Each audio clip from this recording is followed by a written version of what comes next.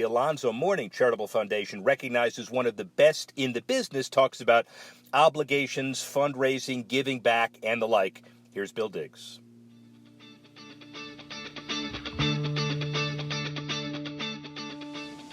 Rick Horrow keeping score in the boardroom. The holiday season, broadly defined, is upon us.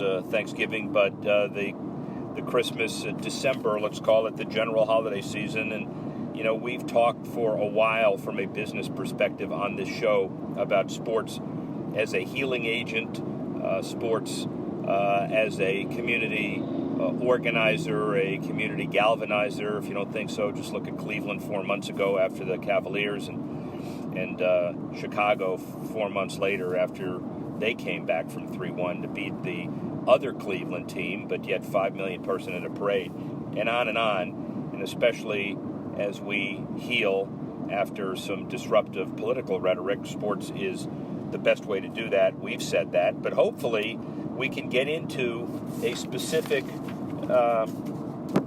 mentor in this area, the Mourning Family Foundation, Alonzo Mourning. He's raised over $25 million to support various youth development programs. But we'll let Bill Diggs, who is the president of the Mourning Family Foundation, explain all that. Bill, I hope I didn't take away your thunder at the outset. No, as a matter of fact, I like that. I'm glad that other people, are paying attention and recognize it. We're really proud of what we've done, and we're here to help kids, and so we take no ownership. We want for people to join us. Well, you have a background of interesting public-private partnership issues as the CEO of the Miami-Dade Chamber of Commerce for 8 years, and obviously a growth mission for the retention and growth of minority businesses, and helping to put the Miami Arena together in the Heat originally, as I did years ago. It's a challenge. It's a diverse community. It's a multi-generational community. We all understand that.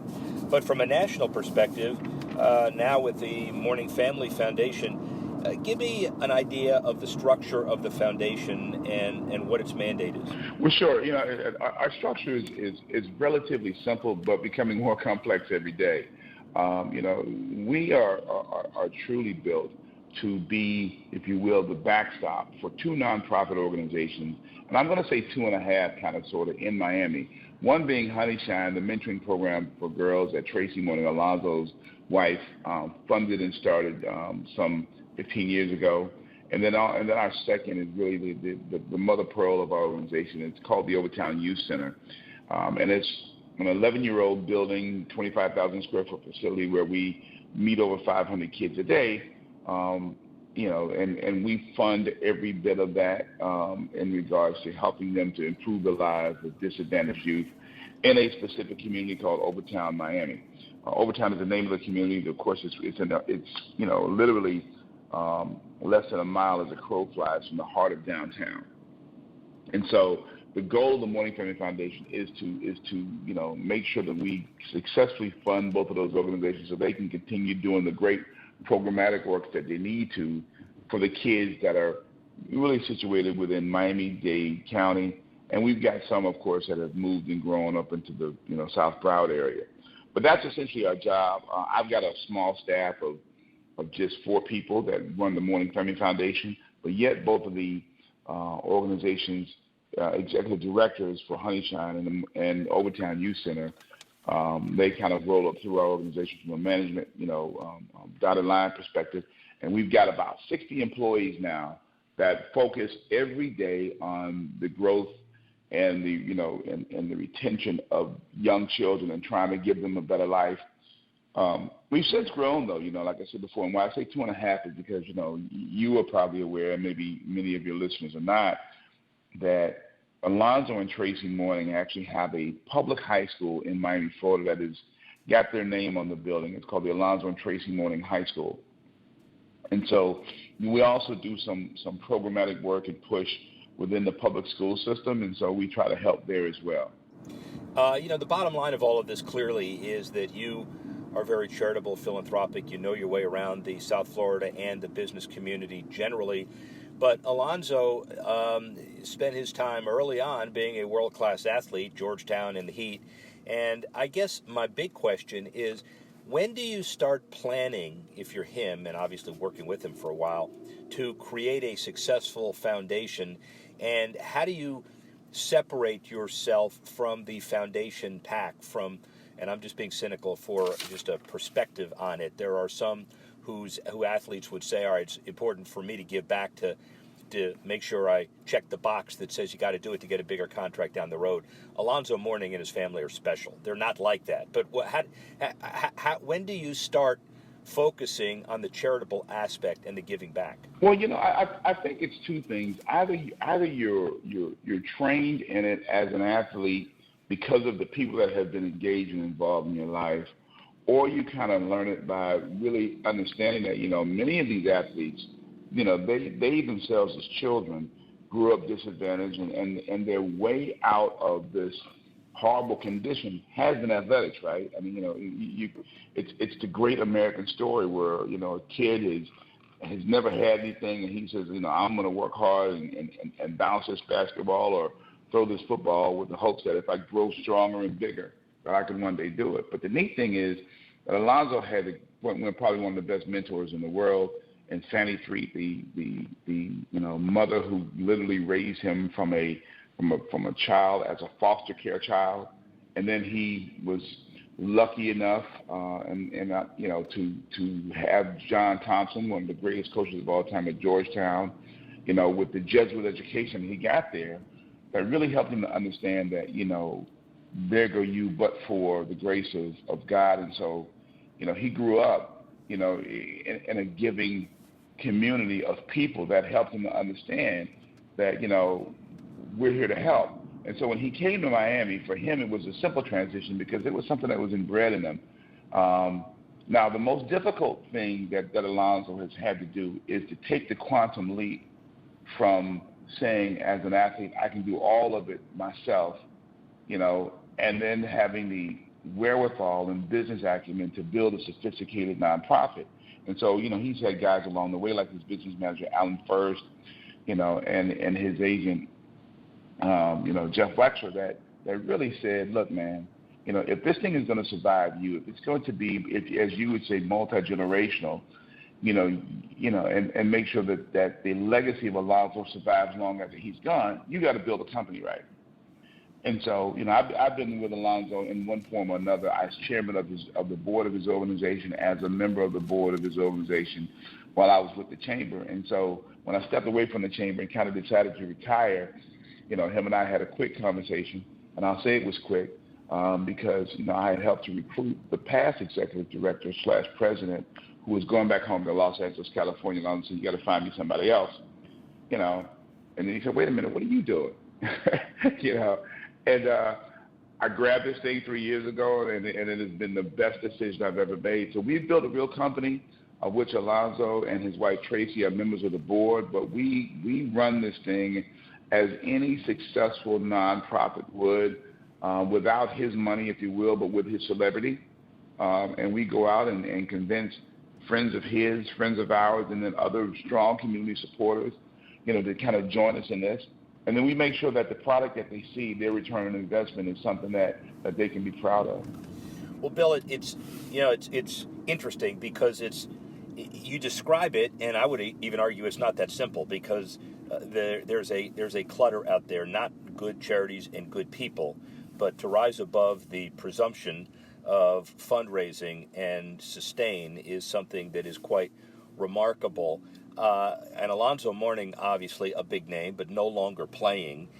How easy is it, or what are the techniques that allow you to say, all right, we're going to build a post-transcendental generational legacy, and we're going to build a company that transcends Alonzo Mourning and talks about the cause? I would argue it's easier said than done. So how do you do it?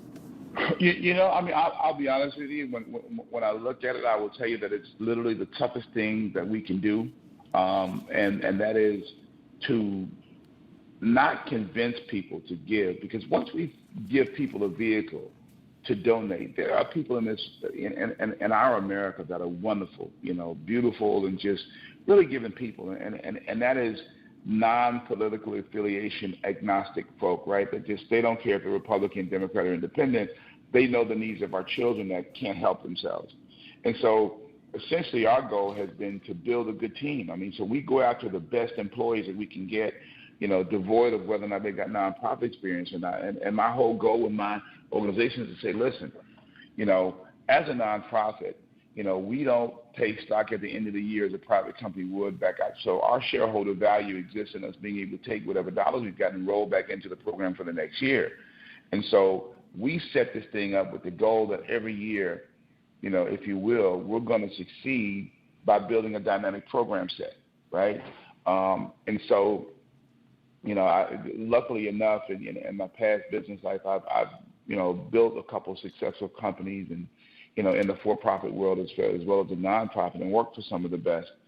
And so for me, it wasn't as much difficult as much as it was to recruit the right team, and then to maintain your team, and you're right. I mean, there's a lot of junk out there. We know that, but we decided that we're going to talk about the positive things that we do.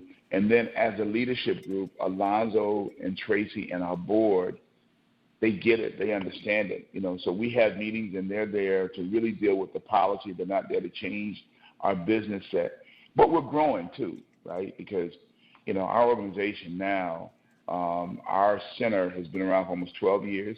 It's 24,000 square feet, and we've literally outgrown it. I've got a waiting list of kids to get into my program.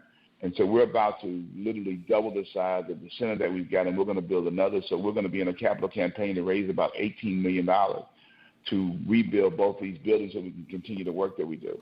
Bill Diggs, are there some things you can't control that you don't sleep well at night worrying about? I would assume it used to be Alonzo getting injured, but that's not as important anymore. It would be nice to have him healthy, but it doesn't matter. He doesn't win basketball games anymore. Is it the economy? Is it the tax regulations? Are there some things that are certainly more demanding and influential than others?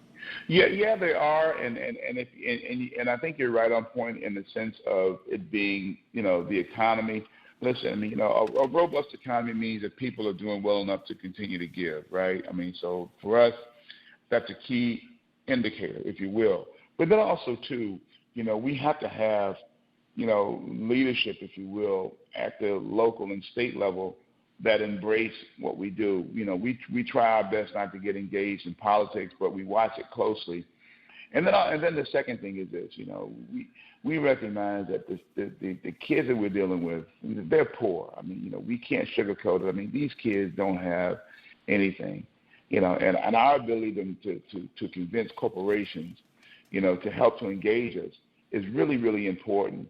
Not just people giving dollars, but organizations that are going to embrace the fact that when these kids get to a certain level, that they can give them jobs. So a healthy Miami-Dade, state, of Florida, United States of America economy is key for us, because we got to give these kids hope. We can't take them all the way to our program, make them smart, get them to college, and then them not have anywhere to go. So these corporations embracing us is important. Last question, Bill Diggs, maybe the most important one. Charles Barkley has started the opinion, falsely or not, that athletes are not role models. Don't tell me to be one. And obviously, Alonzo Mourning on the other end of the spectrum with some fine philanthropists who want to do good and do great and do well. What is your take on the obligation of a professional athlete to give back? Is it inherent? Is it automatic? Is it optional?